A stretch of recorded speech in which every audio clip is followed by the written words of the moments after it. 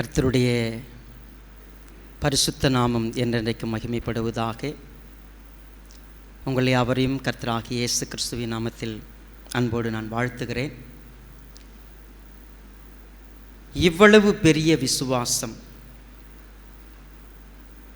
இப்படிப்பட்ட ஒரு விசுவாசம் என்று சொல்லி ஆண்டவராகிய இயேசு கிறிஸ்து ஆச்சரியப்பட்டு நமக்கு விளக்கப்படுத்திய ஒரு விசுவாசத்தை குறித்து தான் நாம் இந்த ஒரு மாதமாக தியானித்து வருகிறோம். 5வது வாரத்துக்குள்ளாக நாம் வந்திருக்கிறோம். ஏப்ரலில் ஒரு 4 வாரம் இதை குறித்து நாம் படிப்போம். விசுவாசம் அப்படிங்கிற ஒரு வார்த்தையை ஜனவரியில் கேம்பில் படிச்சுக்கிட்டோம்.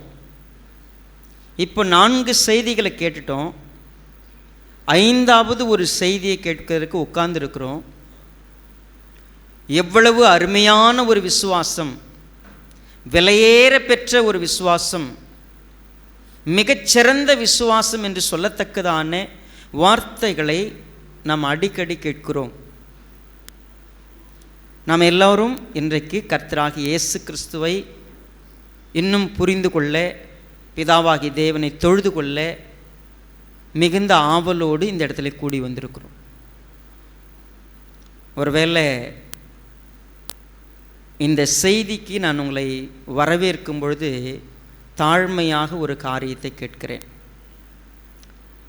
ஒருவேளை உங்கள் சரீரம் ரொம்ப வீக்காக இருந்துச்சு, நீங்கள் பலவீனமாக உணர்றீங்கன்னா, sometime I see people stand. அவங்க ஒரு சிலர் என்ன செய்கிறாங்க, நின்று கொள்ளுகிறார்கள். நான் இன்றைக்கு நின்று தான் உங்களுக்கு பிரசங்கம் பண்ணுறேன். இந்த 17 வருஷமாக நின்று தான் பிரசங்கம் பண்ணியிருக்கிறேன். ஒருவேளை உங்களுக்கு இந்த செய்தி கேட்குறதுல உங்கள் சரீரம் பலவீனமாக இருந்துச்சுன்னா நீங்கள் ஒரு ஓரமாக நின்றுக்கலாம், பிரச்சனை இல்லை. ஏன் நான் உங்களை நிற்க சொல்கிறேன்? 4 வாரம் விசுவாசத்தை பற்றி படித்து விட்டோம். இப்போ உட்கார்ந்துருக்கிற இவ்வளவு பேரில் ஆண்டவராகிய இயேசு கிறிஸ்து யாருடைய விசுவாசத்தை பாராட்டுவார்? இந்த இங்கே உட்கார்ந்துருக்கிறாங்களே, இவங்களுடைய விசுவாசம் எவ்வளவு கிரேட்! இது ரொம்ப ஆச்சரியமான ஒரு விசுவாசம், அற்புதமான ஒரு விசுவாசம்னு சொல்ல முடியுமா அப்படின்னா, நாம் ஒரு வேளை நினைக்கலாம் என்கிட்ட அப்படி ஒரு விசுவாசம் இருக்குன்னு. ஆனால் இந்த நாளுடைய செய்தி நம்முடைய உள்ளத்தை திறக்கும்னு நான் விசுவாசிக்கிறேன். மிகுந்த ஜபத்தோடு இந்த வார்த்தையை கேட்கறதுக்கு ஆயத்தப்படலாம். செய்திக்கு போகிறதுக்கு முன்னாடி என் கூட மத்திய எழுதின சுவிசேஷம் 9வது அதிகாரம் 27வது வசனத்திலிருந்து 30வது வசனம் வரைக்கும் நான் உங்களுக்காக வாசிக்கிறேன். கொஞ்சம் கவனமாக கேளுங்கள். இயேசு அவ்விடம் விட்டு போகையில் 2 குருடர் அவர் பின்னே சென்று, தாவீதின் குமாரனே, எங்களுக்கு இரங்கும் என்று கூப்பிட்டார்கள். அவர் வீட்டிற்கு வந்த பின்பு அந்த குருடர் அவரிடத்தில் வந்தார்கள். இயேசு அவர்களை நோக்கி, இதை செய்ய எனக்கு வல்லமை உண்டென்று விசுவாசிக்கிறீர்களா என்று கேட்டார். அதற்கு அவர்கள், ஆம் விசுவாசிக்கிறோம் ஆண்டவரே என்றார்கள். அப்பொழுது அவர்களுடைய கண்களை அவர் தொட்டு, உங்கள் விசுவாசத்தின்படி உங்களுக்கு ஆக கடவது என்றார். உடனே அவர்களுடைய கண்கள் திறக்கப்பட்டது. இதை ஒருவரும் அறியாதபடிக்கு எச்சரிக்கையார்கள் என்று இயேசு அவர்களுக்கு கண்டிப்பாய் கட்டளையிட்டார். கண்களை மூடி நாம் செபிக்கலாம். பரிசுத்த பிதாவே, நீர் ஆசீர்வதித்திருக்கிற இந்த அற்புதமான நேரத்துக்காய் ஸ்தோத்திரம். எங்கள் கண்ணை கொஞ்சம் நீங்கள் திறக்கணுங்கிறது எங்கள் ஜபமாக இருக்கலாம். ஆனால் அது எங்கள் விசுவாசமாக இருக்குதாங்கிறது மிகப்பெரிய கேள்வியாக இருக்குது. கர்த்தாவே, நீங்கள் பேசுங்கப்பா. பல வருஷமாக நாங்கள் இந்த இடத்துல தான் உட்காந்துருக்குறோம். 38 வருஷமாக உட்காந்துட்டோம். இன்றைக்கு நாங்கள் விடுதலை அடையணும்னு விரும்புகிறோம். கர்த்தர் செயலாற்ற, உம்முடைய வல்லமை புறப்பட எங்கள் விசுவாசம் எப்படியா இருக்கிறது என்பதை நிதானித்து எங்களை ஒப்பு கொடுக்க கர்த்தர் எங்களோடு கூட இடைபடும்படியாக ஒப்பு கொடுத்து மீட்பர் பாதமணிந்து நன்றியோடு ஜெபிக்கிறோம் நல்ல பிதாவே, ஆமென். மத்தேயு எழுதின இந்த சுவிசேஷம் ஒரு அழகான வடிவமைப்பில் இருக்கிறத ஒருவேளை உங்கள் கண்ணு பார்க்கலன்னா, மத்தேயு 4 வரைக்கும் இன்ட்ரோடக்ஷனான ஒரு சில விஷயங்கள் இருக்கிறது. 5, 6, 7 இந்த 3 சாப்டர் என்னது? மலை பிரசங்கம், நிறைய பேருக்கு தெரியும். 8, 9 2 சாப்டர் இருக்குல்ல. நம்ம இந்த 4 வாரமாக எதை படிக்கிறோம்? 8, 9 தான் படிக்கிறோம். இந்த 8, 9 அநேக அற்புதங்களை ஆண்டவராகிய இயேசு கிறிஸ்து செய்ததை பார்க்குறோம். 10வது அதிகாரத்துக்கு போயிட்டிங்கன்னா, அவர் தம்முடைய சீஷர்களை வர வச்சு என்ன பண்ணுறாரு? அவங்களுக்கு ஊழியத்துக்கு கற்றுக் கொடுத்து அவங்களுக்கு போதித்து அனுப்புறதை பார்க்குறோம். அப்போது 10வது அதிகாரத்துக்கு உள்ள 7க்கு அப்புறம் இந்த 8, 9 சாப்டர் இருக்கு இல்லையா, நம்ம மறுபடியும் ஒரு வேளை நீங்கள் இதுக்கப்புறம் இப்போ உட்காந்து வாசிக்க வேண்டாம். வீட்டுக்கு போன பிற்பாடு மீண்டுமாக 8வது அதிகாரத்தையும் 9வது அதிகாரத்தையும் வாசிப்பதற்கு முயற்சி பண்ணுங்க. இப்போ நம்ம கண்ணை கொஞ்சம் பிரகாசமாக வச்சுட்டு பார்க்கலாம். 4வது அதிகாரத்தை கொஞ்சம் ஒரு நிமிஷம் என் கூட டர்ன் பண்ணுங்க. மேத்யூ சாப்டர் 4 23வது வசனத்திலிருந்து நான் வாசிக்கிறேன்.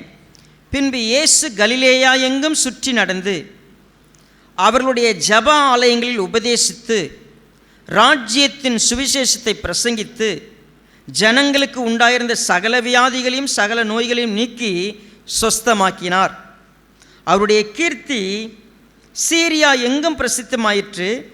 அப்பொழுது பலவித வியாதிகளையும் வேதனைகளையும் அடைந்திருந்த சகல பிணியாளிகளையும் பிசாசு பிடித்தவர்களையும் சந்திர ரோகிகளையும் திமிர்வாதக்காரரையும் அவரிடத்தில் கொண்டு வந்தார்கள். அவர்களை சொஸ்தமாக்கினார். கலிலேயாவிலும் தெக்கப்போலியிலும் எருசலேமிலும் யூதேயாவிலும் யோர்தானுக்கு அப்புறத்தில் இருந்த திரளான ஜனங்கள் வந்து அவருக்கு பின் சென்றார்கள். மத்தேயு 4லேயே ஒரு பிரீஃபான ஒரு விஷயம், ஆண்டவராகிய இயேசு கிறிஸ்துவினுடைய ஊழியம் எப்படிப்பட்டது. அவர் எங்கே போனாலும் ராஜ்யத்தின் சுவிசேஷத்தை பிரசங்கித்தார். எங்கு சென்றாலும் தேவனுடைய வசனத்தை பிரசங்கித்தார். அதை பார்க்கலாம். பட் மக்கள் இயேசுவுக்கு பின் சென்றார்கள். எதற்காகன்னு கேட்டிங்கன்னா, வியாதி சுகமாகணும், உங்களுடைய நோய்கள் குணமாகி அவங்க ஆரோக்கியம் அடைகிறது மட்டுமல்ல, அநேக பிசாசுகள் பிடித்திருந்தவங்க குணமானாங்க. காலம் காலமாக குணப்படுத்த முடியாத வியாதிகள் எல்லாம் அவர் குணப்படுத்தினார். அவருடைய வல்லமை விளங்கிற்று. அவருடைய கீர்த்தி இது எல்லா தேசத்திலும் பிரசித்தமாயிற்று. அவரிடத்தில் வந்தவர்களுக்கு அவர் பிரசங்கித்தாருங்கிறதுக்கு உதாரணம் மத்தேயு 5, 6, 7. சரி, நம்ம இன்றைக்கு வாசித்த பகுதி இருக்கு இல்லையா, மத்தேயு 9, 27-30 இந்த 4 வசனங்கள். இந்த 4 வசனங்களுக்கான செட்டப் என்ன அப்படின்னு பார்த்தீங்கன்னா, 8வது அதிகாரத்திலிருந்து நீங்கள் 8வது அதிகாரம் கவனிச்சிங்கன்னா, ஆண்டவராகிய இயேசு கிறிஸ்து மலையிலிருந்து இறங்குறாரு. ஒரு குஷ்டரோகி என்ன பண்ணுறார்? அவரே சுகப்படுத்துகிறார். ஒரு குஷ்டரோகி, இது வரைக்கும் குஷ்டரோகி சுகமாகி அவங்க பார்த்ததில்லை. குஷ்டரோகி சுகமானான். அதுக்கு உடனடியாக அந்த அற்புதம் நடந்து முடிவதற்குள்ளாக 100க்கு அதிபதி ஒருவன் வருகிறான். அவன் வந்து தன்னுடைய வேலைக்காரனை சுகப்படுத்தும்படி வேண்டிக் கொள்கிறான், சுகப்படுத்துகிறார். அது முடிந்த உடனே பேதுருடைய மாமியார் ஜுரமாக இருக்கிறாங்க. கர்த்தர் அவரை விடுதலை செய்கிறதை பார்க்கிறோம். அது முடிந்த பிற்பாடு புறப்பட்டு அக்கறைக்கு போகலாம், நாள் முழுக்க ஊழியம் செஞ்சு அடுத்த இடத்துக்கு போகலான்னு போகிறாங்க.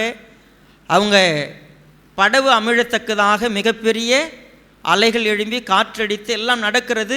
ஆண்டவராகிய இயேசு கிறிஸ்து தம்முடைய வார்த்தையினாலே அதை அதட்டி சரி செய்கிறார்.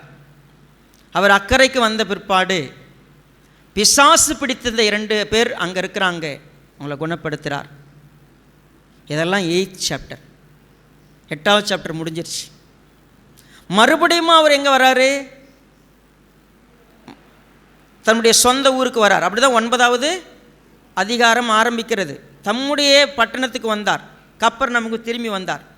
சரி, 9வது அதிகாரத்தில் வந்த உடனே நம்ம பார்க்குறோம், அங்கே முதலாவது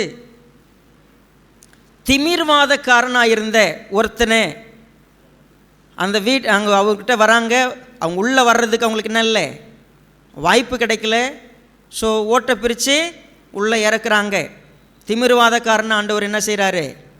சுகப்படுத்துகிறார். அது முடிந்த பிற்பாடு ஆண்டவர் அவங்கக்கிட்ட பேசிக்கிட்டு இருக்கிறாரு. அப்போ ஜெபாலய தலைவனாக ஒருத்தன் என்ன செய்கிறான்? வந்து தன்னுடைய மகள் சாக கிடைக்கிறான்னு சொல்கிறா. இப்போது வந்து நீங்கள் குணப்படுத்தினா அவள் குணமாவா இல்லை சுகமாவா? அவர் புறப்பட்டு போகிறாரு. போகிற வழியில் 12 வருஷமாக பெரும்பாடுள்ள ஒரு ஸ்திரீ ஆண்டவராக இயேசு கிறிஸ்துவினுடைய வஸ்திரத்தை தொடுகிறாள், அவள் குணமாகிறாள். ஸோ அப்படி குணப்படுத்திக்கிட்டு இருக்கும் பொழுதே வந்து சொல்கிறாங்க, அந்த மகள் என்ன செய்கிறா? இறந்து போகிறாள். ஸோ விசுவாசம் உள்ளவனாக இரு அப்படின்னு சொன்னார். போய் ஆண்டவராக இயேசு கிறிஸ்து இதுவரைக்கும் இஸ்ரவேல் பார்க்காத ஒரு அற்புதம், அந்த இறந்து போன மகளை உயிரோடு எழுப்புகிறார். இப்போ கவனிச்சிங்களா? கப்பர்நகூமில் 2 நாட்களாக சொல்லப்போனால் ஃபுல் 2 days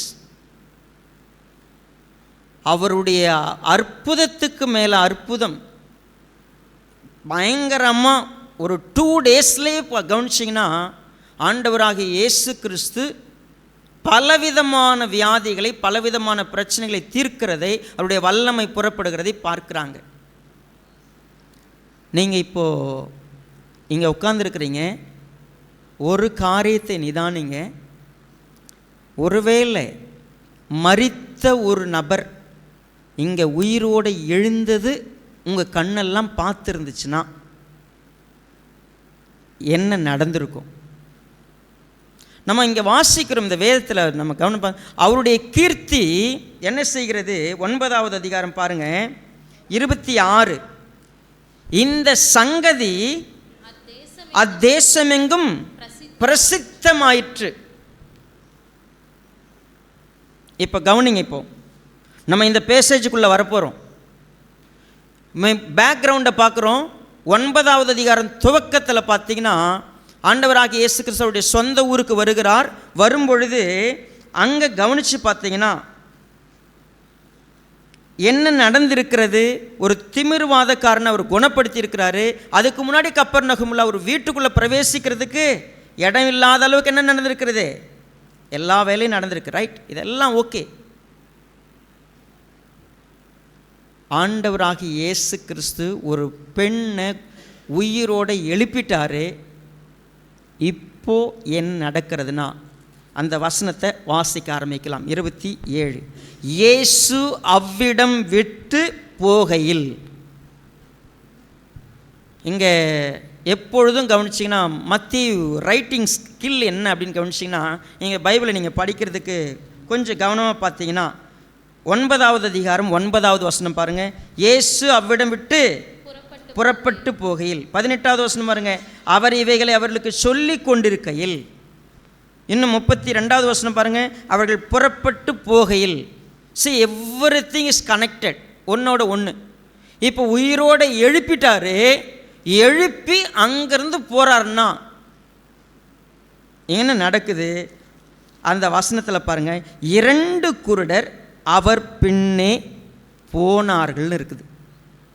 சரி, கொஞ்சம் முன்னாடி இயேசுவானவர் அந்த ஊருக்கு வந்தார்னோடனே எல்லா ஜனங்களும் முண்டி அடிச்சுட்டு வந்து வீடுக்குள்ளே போக முடியாத அளவுக்கு ஜனம் இருந்துச்சு. இப்போ அவர் ஒரு இறந்த பெண்ணை உயிரோடு எழுப்பிட்டாரு. இயேசு பின்னால் 2 குருடர்கள் போகிற அளவுக்கு கேப் இருக்குது. 2 குருடர்கள் இயேசுவுக்கு பின்னால் போகிறாங்க. பின்னால் போய் கூப்பிடுறாங்க.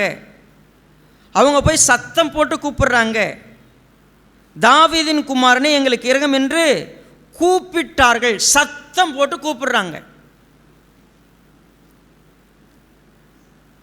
ஆண்டவராகிய இயேசு கிறிஸ்து சுகப்படுத்தின லிஸ்ட் வரிசையாக சொல்லிடலாம்.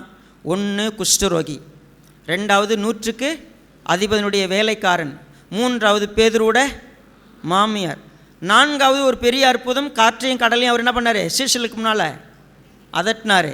ரைட். 5வது பிசாசு பிடித்திருந்த 2 பேரை குணப்படுத்தினார். 6வது ஒரு திமிர்வாதக்காரனை குணப்படுத்தினார். 7வது எவருடைய மகளை உயிரோடு எழுப்பியிருக்கிறார். 8வது 12 வருஷமாக இவ்வளவு கூட்டம். சரி, அவங்க மட்டும்தான் அங்கே இருந்தாங்களா அப்படின்னா இல்லை. இன்னொரு பார்வையில் இந்த பேசேஜுக்குள்ளே என்னெல்லாம் இருக்குதுன்னு கவனித்து பார்த்தீங்கன்னா, என் கூட 8வது அதிகாரம்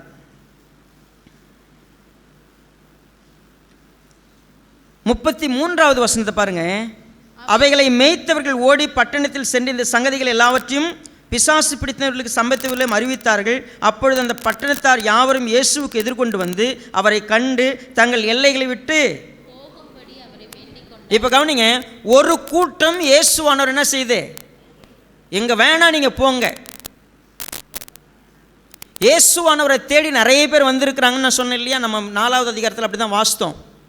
இங்கே கவனிச்சு பாருங்கள், இன்னும் ஒரு 2 பேரை நான் உங்களுக்கு காமிக்கிறேன். 8வது அதிகாரத்தில் 19வது வசனம் பாருங்க.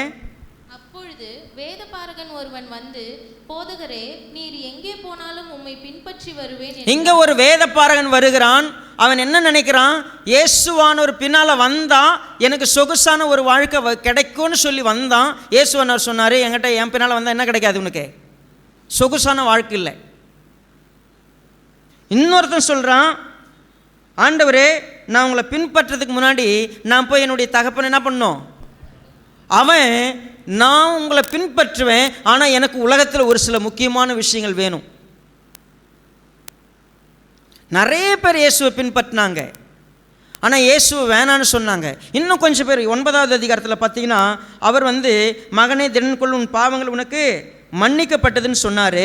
அப்பொழுது வேதபாரகர்கள் சிலர் 3வது வசனம் 9ல் இவன் தேவதூஷணம் சொல்லுகிறார் என்று. அப்போ ஆண்டவராக இயேசு கிறிஸ்து தேவதூஷணம் சொல்லுகிறார். அவருக்கு ஆப்போசிட்டாக உட்கார்ந்து அவர் செய்கிறது தப்புன்னு யோசிக்கக்கூடியவங்க அங்கே இருந்தாங்க. இன்னும் கொஞ்சம் பார்த்தீங்கன்னா 11வது வசனத்தில் பாருங்கள், 9:11. பரிசேயர் அதை கண்டு அவருடைய சீஷர்களை நோக்கி, உங்கள் போதகர் ஆயக்காரரோடும் பாவிகளோடும் போஜனம் பண்ணுகிறது என்னவென்று கேட்டார்கள். கவனிங்க, இயேசுவானவர் அற்புதங்களை செஞ்சுக்கிட்டு இருக்கிறாரு, அடையாளங்களை செஞ்சுக்கிட்டு இருக்கிறாரு. ஆனாலும் அதற்கு மத்தியில் சாப்பிட்றாங்க இல்லை, அங்கே செய்யக்கூடிய விஷயங்களை கவனித்து பார்த்தீங்கன்னா யார் கூட உட்கார்றாங்க, என்ன பண்ணுறாங்க, இவ்வளவையும் கொஸ்டின் பண்ணுறதுக்கு கொஞ்சம் பேர் அங்கே இருக்கிறாங்க.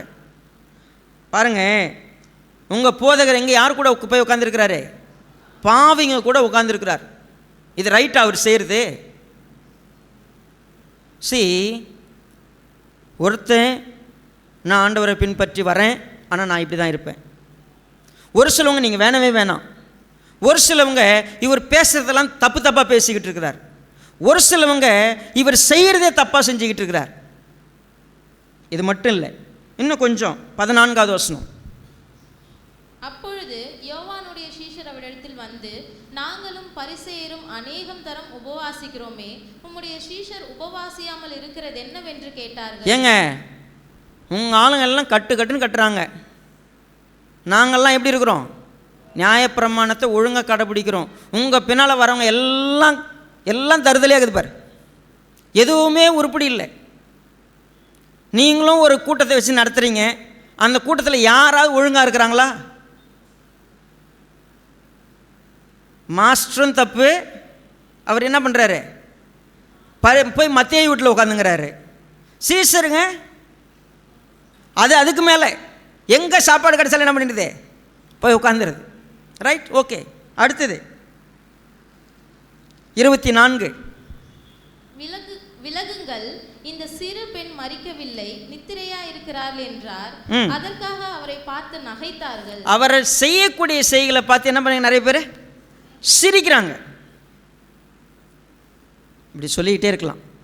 ஆண்டவராக இயேசு கிறிஸ்து செஞ்ச அற்புதங்கள் லிஸ்ட்டு, அவர் பின்னால் வந்தவங்களுடைய ரெஸ்பான்ஸோட லிஸ்ட்டு. இப்போ ஆக்சுவலாக சொல்ல போனால் இயேசுவானவர் எங்கே போனாலும் பின்னால் யார் யாரெல்லாம் வந்திருக்கணும்னு நான் சொல்கிறேன். எவ்விரு கண்டிப்பாக அங்கே இருக்கணும். எவருடைய மனைவி இருந்திருக்கணும். அந்த சின்ன பெண்ணும் என்ன பண்ணியிருக்கணும்? வந்திருக்கணும். திமிர்வாதக்காங்க அங்கே இருந்திருக்கணும். 100க்கு அதிபதி இருந்திருக்கணும். அவங்க வேலைக்காரர் இருந்திருக்கணும். குஷ்டரோகி இருந்திருக்கணும். இயேசுவானவர் பின்னால் ஒரு பெரிய கூட்டம் வந்திருக்கணும். ஆனால் இப்போ இயேசுவானவர் கொஞ்சம் ஃப்ரீயாக விடப்பட்டிருக்கிறார். ஏன் தெரியுங்களா? உயிரோடு எழும்பப்பட்ட சங்கதி எல்லா இடத்திலும் பேசப்பட்டது.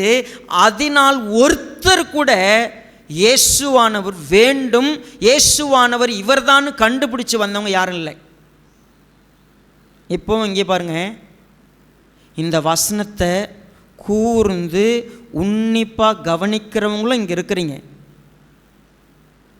இந்த வசனத்தை கேட்கும்போது இப்போ நான் நிறைய தூங்குகிற கண்களை நான் பார்த்துக்கிட்டு இருக்கிறேன். நான் அதுக்காக தான் சொன்னேன், இன்றைக்காவது உங்கள் கண்ணு திறக்கப்பட்டு ஏஞ்சி போய் நின்றுக்குங்கன்னு. ஏன் அதெல்லாம் கேட்ட பிறகும் தலகாணி வேணால் கொடுத்துருங்க. 2-3 பேர் பாருங்கள், கனநித்திரை நாவி. எதுக்கு தான் நீங்களாம் சபையில் இருக்கீங்கன்னு எனக்கு தெரியல. ஏன் தான் வரைன்னு கூட எனக்கு தெரியல. உங்களை யாராவது கணக்கு கேட்டாங்களா? கர்த்தர் பல வருஷமாக அற்புதங்களையும் அடையாளங்களையும் செஞ்சிருந்தாலும் நான் இங்கே வந்து கொரட்டை விட்டுட்டு இருக்கிறேன். எதுக்கு? தேவையில்லை. அது மாதிரி தான் நிறைய பேர் வந்துக்கிட்டு இருந்தாங்க. இப்போது 2 பேர் இயேசுவை நோக்கி கூப்பிடுறாங்க. நம்ம கொஞ்சம் முன்னாடி பார்த்தோம், ஜனக்கூட்டம் அவரை நெருக்கி கொண்டிருக்கிறது. இயேசுனுடைய தாயாரும் அவருடைய சகோதரம் உள்ளே வர முடியாத அளவுக்கு கூட்டம் இருந்துச்சு. இன்னும் கொஞ்சம் முன்னாடி ஒரு வீட்டுக்குள்ளே இருக்கிறாரு, உள்ளே பிரவேசிக்கிறதுக்கு இடம் கிடையாது, அவ்வளோ கூட்டம். இப்போ இயேசுவானவர் போகிறாரு. 2 குருடர்கள் கூப்பிடுறாங்க இயேசுவானவரை. கூட்டம் கம்மியாயிருச்சு. என்ன ரீசன் தெரியல. அது என்ன ரீசன் நம்ம கண்டுபிடிச்சிடலாம். இப்போ 2 பேர் கூப்பிடுறாங்க. ஆக்சுவலாக இயேசுவானவர் நிற்கலை. எவ்வேறு வீட்டுக்கு போகிறாரு, திடீர்னு நிற்கிறாரு. திரும்பி பார்த்து என்னை யார் தொட்டதுன்னு கேட்குறாரு. அந்த அம்மா வஸ்திரத்தின் ஓரத்தை ஒரு நூலை தான் தொட்டுச்சு. நின்றுட்டார்.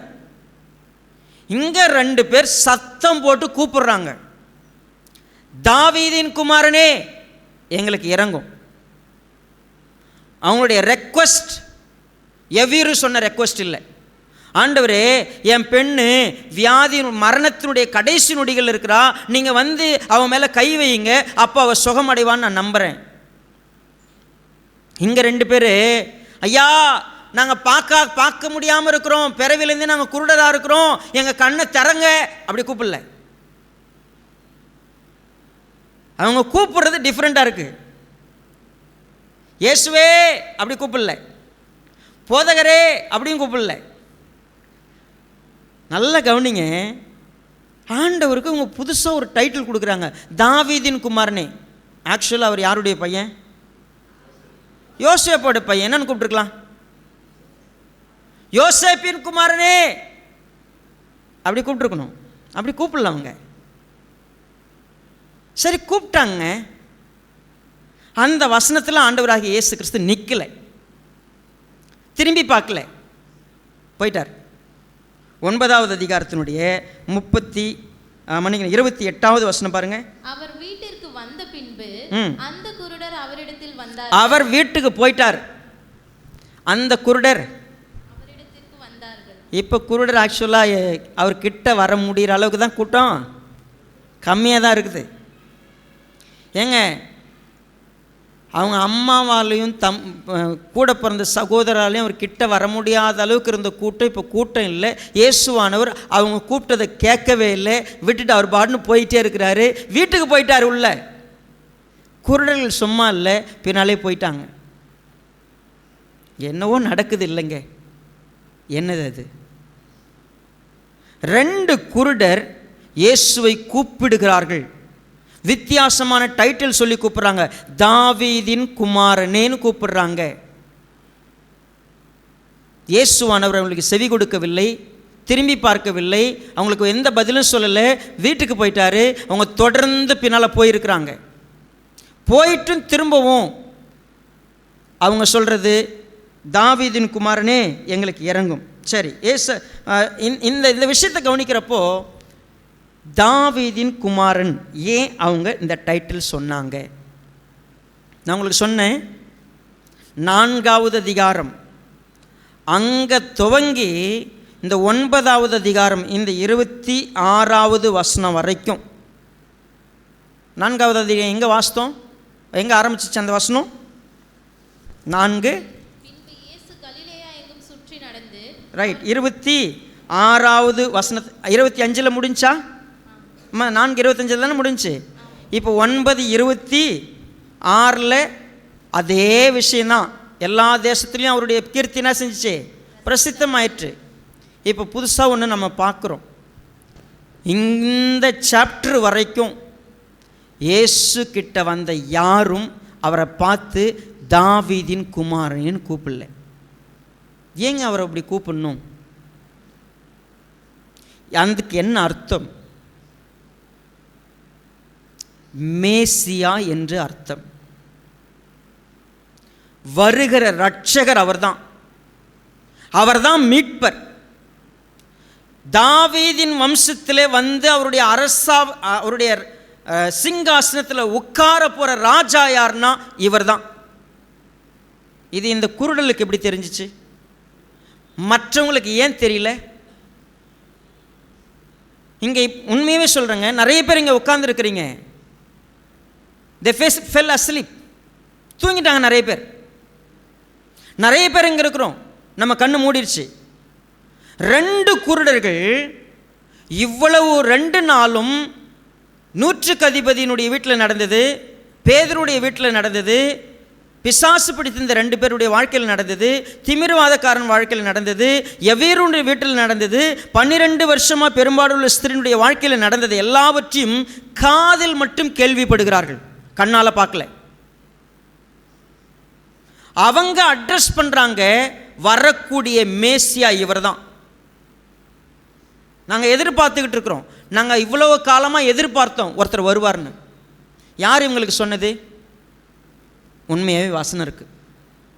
நீங்கள் நானே இப்போ அங்கே போய் வாசிக்கலாம். கையில் பழைய ஏற்பாடு வச்சுருந்தாங்களே வேத பாரகர், பரிசேயர், ஒருவேளை ஆசாரியர்கள், அங்கிருந்த யூதர்கள், எல்லாருக்கும் தெரிஞ்ச வசனத்தை நம்ம போய் வாசிப்போம். ஏசாயா 29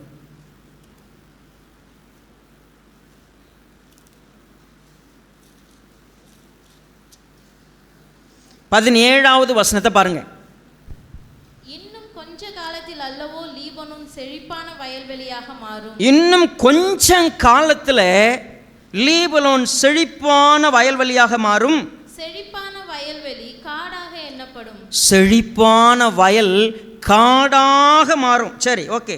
அக்காலத்திலே செவிடர் புஸ்தகத்தின் வசனங்களை கேட்பார்கள். இப்போ கவனிங்க, அந்த காலத்தில் தான் செவிடர் வசனத்தை என்ன பண்ணுவாங்க? ஆண்டவராக இயேசு கிறிஸ்து எல்லா தேசத்திலும் சுற்றி திரிந்து தேவனுடைய ராஜ்யத்தை என்ன பண்ணாரு? பிரசங்கித்தார். காது கேட்காத எல்லாருடைய காதும் என்ன ஏசாயா கிட்ட சொல்லிட்டாரு, இவங்க காதெல்லாம் என்ன பண்ணிட்டாரு? மூடி போட்டுருந்தார். எல்லாம் செவிடங்களாக மாட்டாங்க.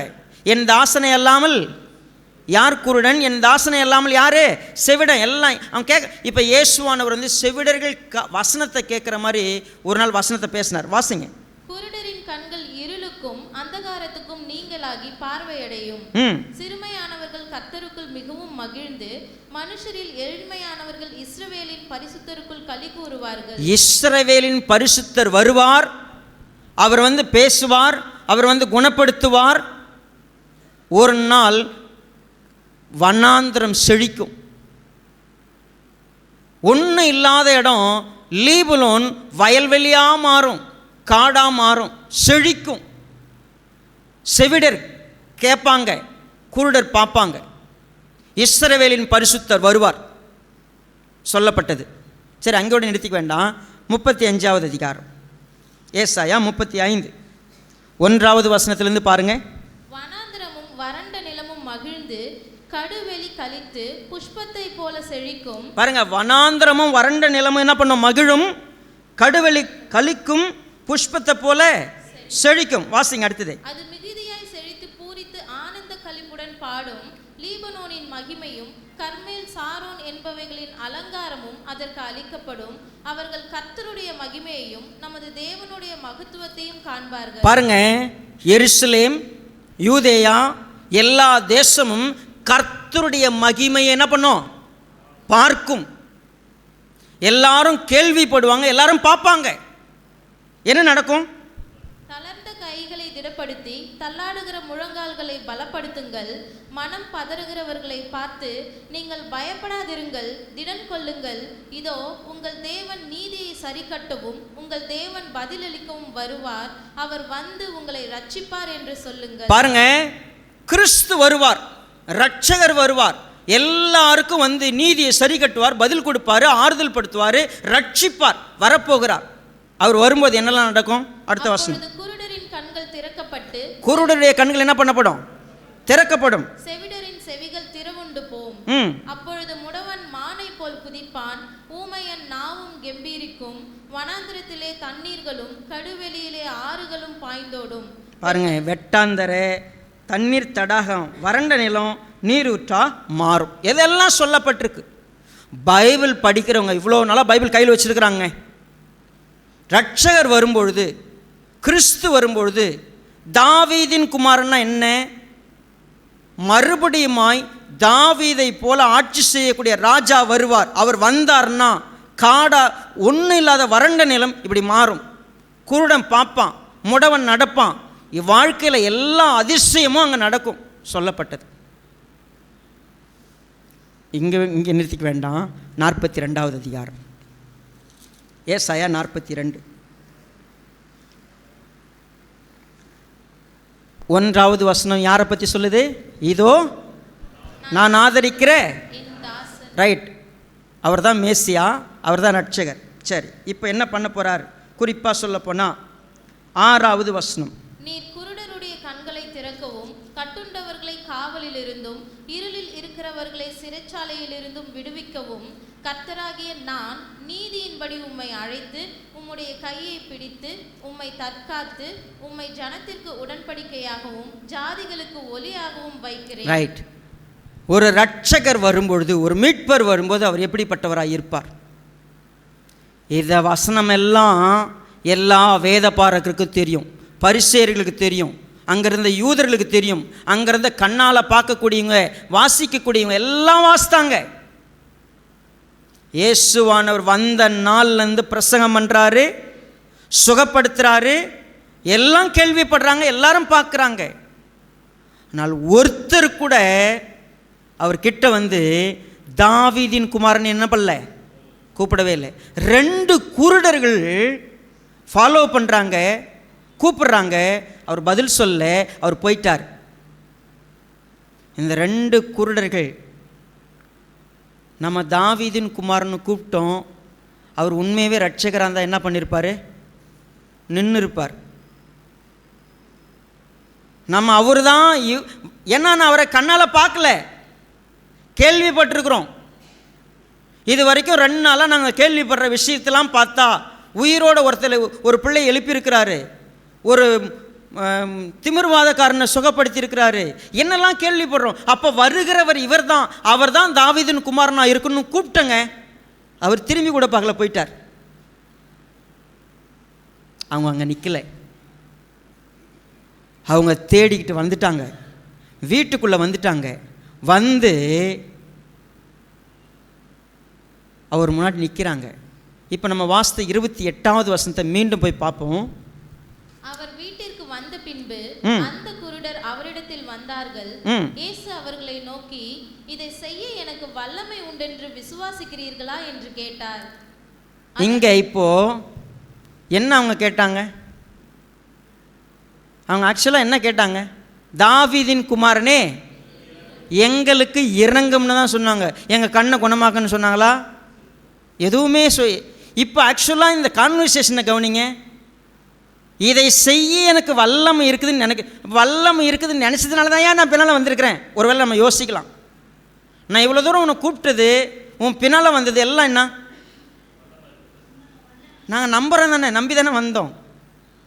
ஹலோ, அங்கே நிற்காதீங்க. இவ்வளவு பேருக்கும் இல்லாத ஒரு அறிவு அவங்களுக்கு இருக்குது. இவர் தான் அந்த வரக்கூடிய மேசியா, ஓகே. அவரால் சுகப்படுத்த முடியும் நம்பிக்கை, ஓகே.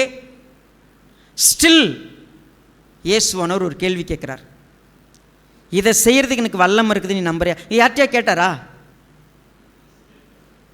நூற்றுக்கு அதிபதி, குஷ்டரோகி, பேதுரு மாமியார், பிசாசு பிடிச்சவங்க, திமிர்வாதக்காரன், எவீரு, 12 வருஷமாக ஒரு பெரும்பாடுள்ள ஸ்திரீ, யாருக்கிட்டையும் கேட்காத ஒரு கேள்வியை இந்த 2 குருக்கிட்ட ஏன் கேட்டார்? இதை நான் செய்ய முடியும் நம்புறியா நீ? எங்க உங்களை நாங்கள் யாரும் அப்படிலாம் உங்களை நினைக்கவே இல்லை. என்னன்னு தாவீதின் குமாரன்னு கூட நினைக்கல, நாங்கள் தான் நினைக்கிறோம். நாங்கள் உங்கள் பின்னாலே வந்திருக்கிறோம், நீங்கள் உங்களால் செய்ய முடியும் அப்படிலாம் இல்லை. இயேசுவானவர் ஒரு கேள்வி கேட்டார்னு அதுக்கு அர்த்தம் இருக்குது. இதை நான் செய்கிறதுக்கு எனக்கு வல்லம் இருக்குதுன்னு நீங்கள் விசுவாசிக்கிறீங்களா? அவங்களுடைய ஆன்சர் ரொம்ப ஸ்ட்ரெயிட் ஃபார்வர்ட். ஸ்டில் ஆம் ஆண்டவரே, நாங்கள் விசுவாசிக்கிறோம். அங்கே நின்றுட வேண்டாம், அடுத்த வசனத்தை பாருங்களேன், அதுக்கு ஒரு அழகு இருக்கிறது. அப்பொழுது அவர்களுடைய கண்களை அவர் தொட்டு, உங்கள் விசுவாசத்தின்படி உங்களுக்கு ஆக கடவது என்றார். அப்பொழுது அவர்களுடைய கண்களை தொட்டு உங்களுக்கு கண் தெரிய கடவுது அப்படின்னு சொன்னாரா? என்ன சொன்னார்? இப்போ கவனிங்க, இதுவரைக்கும் நடந்த அற்புதங்களில் இந்த அற்புதம் இந்த மாதிரி நடக்கலை. ஆண்டவர் ஒவ்வொருத்தரையும் போய் தொட்டு, சிறு பெண்ணே எந்திரி. அவர் செய்த அற்புதங்கள் எல்லாம் அவர் செஞ்சார். இப்போ என்ன சொல்கிறாரு? உனக்கு விசுவாசம் இருந்துச்சுன்னா உன் கண்ணு திறந்துடும்.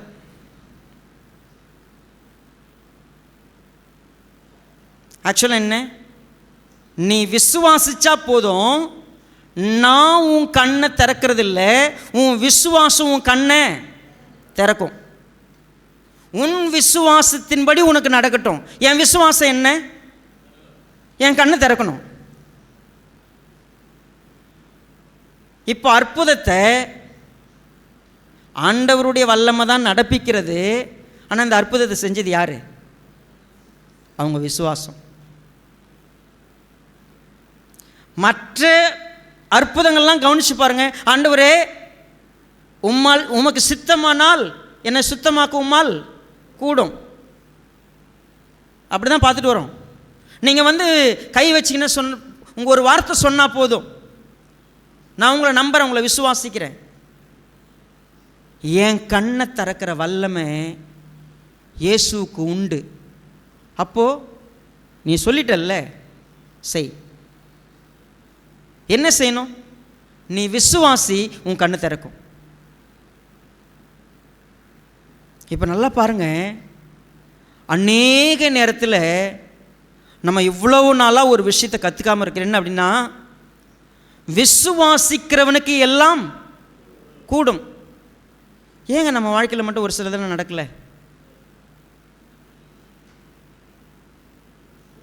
விசுவாசிக்கிறோன்னு சொல்கிறல்ல, ஆனால் ஏன் நடக்க மாட்டேங்குது? நம்ம வீட்டில் இருக்கிற ஒரு நபரை நம்மளால் மாற்ற முடியல.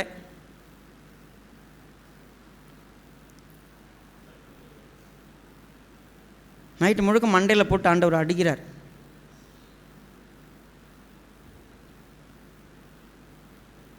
சம்மட்டி அடி மாதிரி ஒரு அடி விழுது. ஆண்டவர், நாங்களாம் ரொம்ப விசுவாசிக்கிறோம் ஆண்டவர், உங்களுக்கு நான் ரொம்ப நம்புகிறோம். நீ விசுவாசிக்கிறபடி உனக்கு ஆகும்.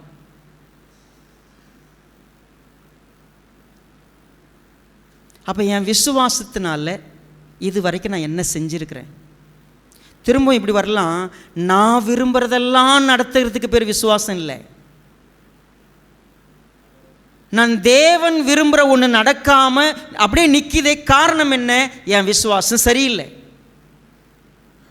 நான் இயேசுக்கு பின்னால் வந்தேன்ல, இயேசுவுக்கு பின்னால் தாவீதின் குமாரன்னு நான் அட்ரஸ் பண்ணிட்டேன், அவர் தான் ரட்சகர்னு சொல்லிட்டேன். அப்போ அவர் ரட்சகர்னு புரிகிற எனக்கு என் கண்ணு திறக்கிறதுக்கான வல்லமை அவருக்கு இருக்குதுன்னு நான் நம்புகிறேன். அப்போ இந்த உலகத்தில் அவர் எதற்காக வந்தாரோ அது நடக்கும். என்னை ரட்சிக்க முடியுமா? முடியும். என் வீட்டில் இருக்கிற ஒருத்தரை திருத்த முடியுமா? முடியும்.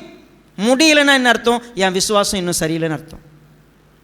நான் பேசிக்கிட்டே இருக்கிறேன், இன்னும் செய்யலை. மற்ற எல்லாருக்கிட்டையும் ரைட், ஓகே, நீ சுகமடி, நீ ஏஞ்சி போ, நட, உன் படுக்கை எடுத்துக்கொண்டு நடப்பா, நடந்துட்டான். உன் விசுவாசத்தின்படி உனக்கு ஆக கடவுதுன்னு அவங்ககிட்டலாம் சொல்லலை.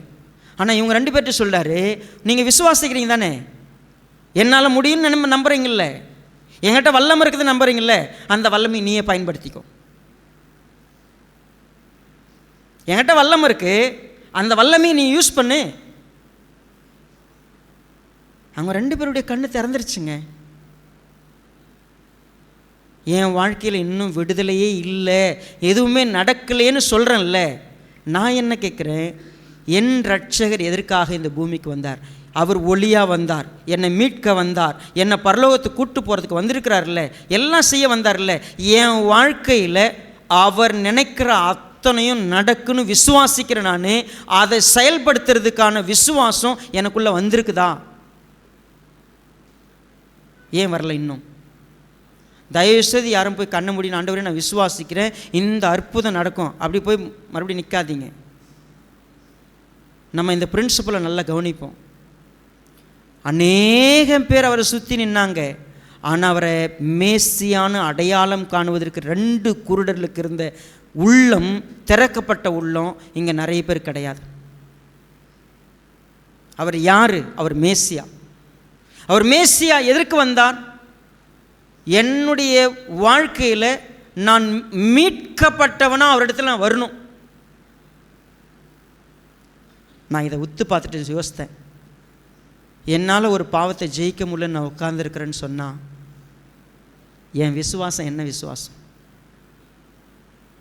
நீங்கள்லாம் எங்கெங்கேயும் போயிடாதீங்க. ஜெபம் பண்ண இந்த அற்புதம் நடக்கணும், அந்த அற்புதம் நடக்கணும். உங்களை திருத்த முடியாததற்கு பேர் என்ன? உங்களை ஒரு விஷயத்தில் உங்களாலே மாற்ற முடியலையே, அதுக்கு பேர் என்ன? ஊரை திருத்த அடுத்துக்கு போவோம். முதல்ல யாரை திருத்துவோம்? என் உள்ளம் திறக்கப்படுது, என் கண்ணு திறக்கப்படுறது, நான் திறக்கப்படணும். குருடனுடைய கண் திறக்கப்படும். நான் இத்தனை வருஷமாக குருடனாக இருந்திருக்கிறேன். எத்தனை பேர் ஒத்துப்போம்? ஒத்துக்கவே மாட்டோமே.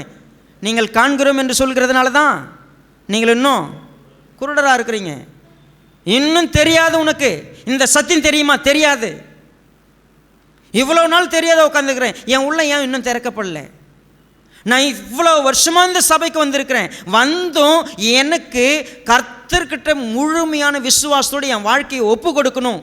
ஏன்னா நான் வந்தேன், என்ன பண்ணுவேன்? எனக்கு கேள்வி கேட்க தெரியும். ஏன் அங்கே உட்காந்திங்க ஆண்டவரே, ஏன் அவங்க வீட்டில் உட்காந்திங்க ஆண்டவரே, அப்புறம் ஏன் இவங்க உபவாசம் இருக்க மாட்டேங்கிறாங்க? இப்படி தான் பேசிக்கிட்டு இருப்பேன் நான். அடுத்தது, நீங்கள் உங்களை நான் பார்க்க கூட விரும்பலை அப்படின்னு விலகி போயிடுவேன்.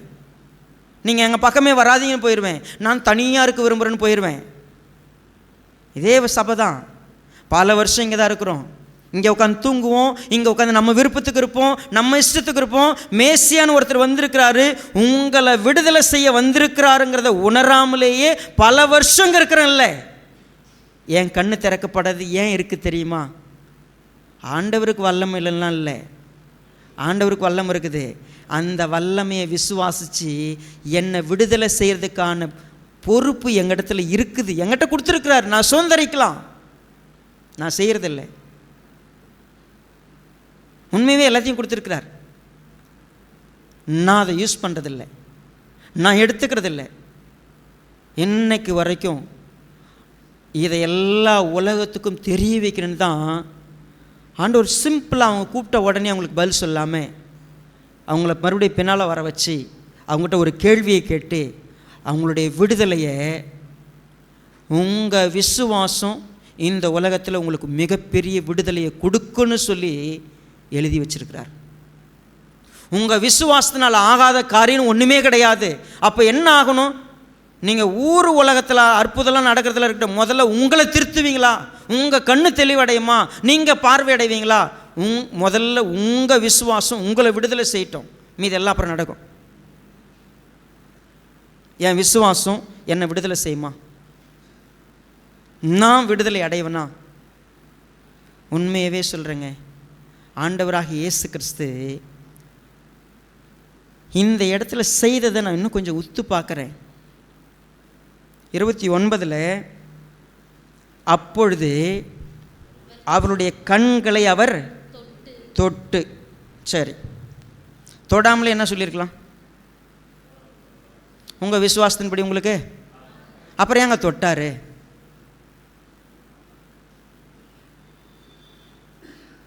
நான் இந்த பைபிளை படிக்கிறப்போ அது என்னவெல்லாம் என்னிடத்தில் கொடுக்கறதுன்னு கேட்டால், ஆக்சுவலாக இந்த பூமியில் இருக்கிற மனுஷங்க எப்படிப்பட்டவங்க, அவங்கள எப்படி ஆண்டவராக இயேசு கிறிஸ்து சந்திக்கிறார். கொஞ்சம் 35வது வசனத்தை பாருங்கள்.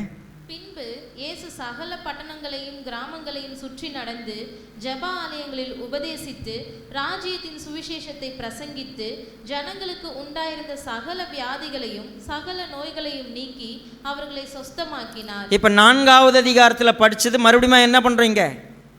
திரும்ப ரிப்பீட்டடாக வாசிக்கிறோம். இந்த ரிப்பீட்டடாக வாசிக்கிறதுக்கு முன்னால் ஒரு வசனம் இருக்குது, 34.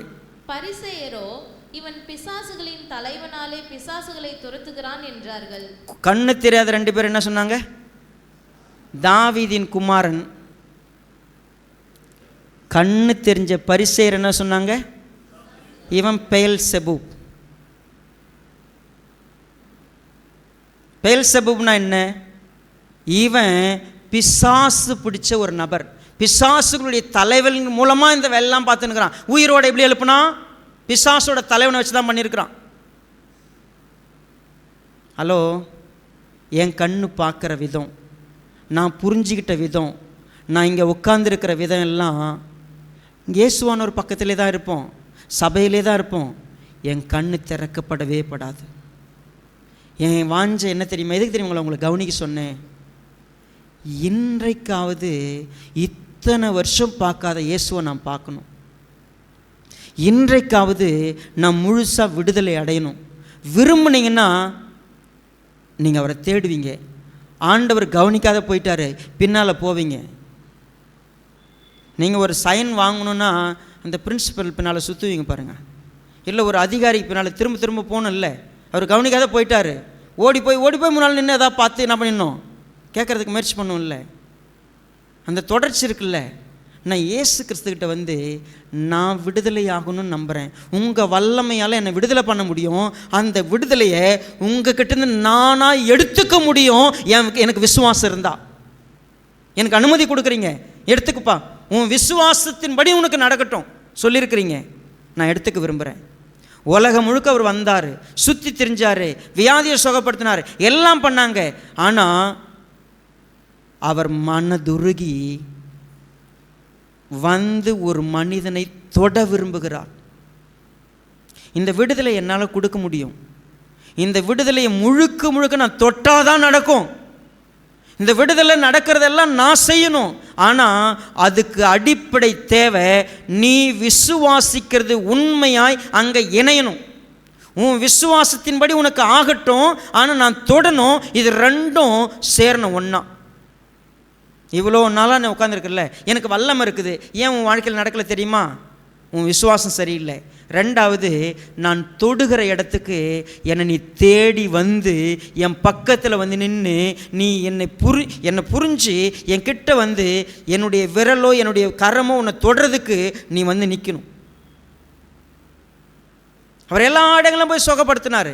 ஆனால் யாருக்கு விடுதலை வேணுமோ அவர் அவங்க கிட்ட மறுபடியும் தேடி வரணும். ஓடிக்கிட்டே இருக்கிறீங்கள, இது வரைக்கும் விடுதலை ஆகாத ஒரு வாழ்க்கை இல்லை.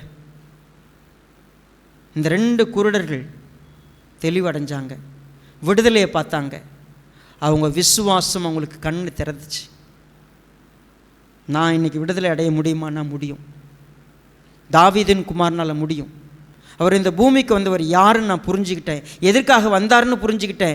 நான் அவர் மூலமாக விடுதலை அடைஞ்ச ஒரு மனுஷனாக வாழணும்னா நான் அவர்கிட்ட அதுக்கு தான் வரணுமே ஒழிய, it's not a physical healing, it's a spiritual healing. இன்றைக்கி என்னை தொட முடியும், என் வீட்டில் இருக்கிறவங்கள தொட முடியும், என்னை சுற்றி இருக்கிறவங்கள தொட முடியும். எத்தனை பேரை கர்த்தருக்குள்ளே என்னால் நடத்த முடியும். அப்போ என்னுடைய ஃபெய்த் என்ன? நான் என்ன பண்ணிக்கிட்டு இருக்கிறேன்? ஆண்டவரே உங்களால் முடியும், அதுக்கு தான் நான் பிரயாசப்பட போகிறேன். நீங்கள் பிரயாசப்படுங்களேன், ஆண்டவர் சொல்கிறார் உங்களால் சுதந்திரிக்க முடியும். என் விசுவாசம் எவ்வளவு சுதந்திரத்தை நான் சம்பாதிக்க போகிறேன். சும்மா வந்துடுவேன், ரைட், ஓகே, முடிஞ்சிச்சுல்ல, இந்த மெசேஜ் முடிஞ்சிருச்சு, I will go back to my home, நான் போயிடுவேன். கண்ணு முன்னால் போன வாரம் நம்மக்கிட்ட அவர் உயிரோட ஒரு பெண்ணை எழுப்பிட்டார். எத்தனை பேர் அதை பார்த்து ஆச்சரியப்பட்டு என் வாழ்க்கையில் நிச்சயம் செத்து போன காரியத்தெல்லாம் அவரால் மீட்டு கொண்டு வர முடியும்னு எத்தனை பேர் நம்பணும்? உண்மையாக அவருடைய வல்லமையினால என் வாழ்க்கையில் எல்லாத்தையும் செய்ய முடியும்னு நம்பின ஒரு பெண் போல் என் வாழ்க்கையில் ஏன் நான் நம்பலை? நான் இன்னும் குருடனாக சுற்றிக்கிட்டு இருக்கிறேன்ல. என்னைக்காவது திரும்பி அவர் கிட்ட போய், ஆண்டவரே என் கண்ணை தொடுங்க, என்னை திறந்து கொடுங்க, இப்போ நீ விசுவாசிக்கிறபடி உனக்கு நடக்கும் அப்படின்னு அவர் சொல்கிற இடத்துக்கு நான் எங்கே போய் நிற்க போகிறேன்? ப்ளீஸ், முழுமையாக கர்த்தருடைய சமூகத்தில் நம்ம தாழ்த்தலாம். கர்த்தர் நமக்கு உதவி செய்வார். கண்கள் முன் நாம் ஜெபிக்கலாம்.